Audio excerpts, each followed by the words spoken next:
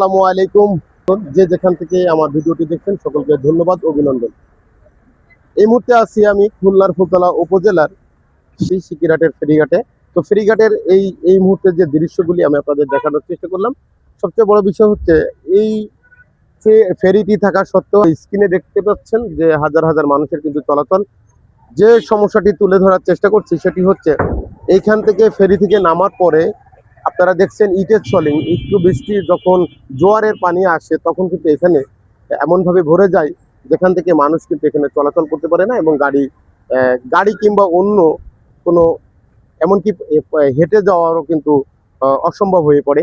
তো হেঁটে যাওয়া অসম্ভব হয়ে পড়ে, সেক্ষেত্রে আমি বলবো যে মাননীয় মন্ত্রী মহোদয়ের কাছে যে এই ফেরিটি থাকা সত্ত্বেও মানুষের এই জনদুর্ভোগের হাত থেকে বাঁচানোর জন্য অন্তত এগিয়ে আসুন। সকলে ভালো থাকুন, সকলে সুস্থ থাকুন। দেখা হবে, কথা হবে আবারও কোনো একটি ভিডিও নিয়ে।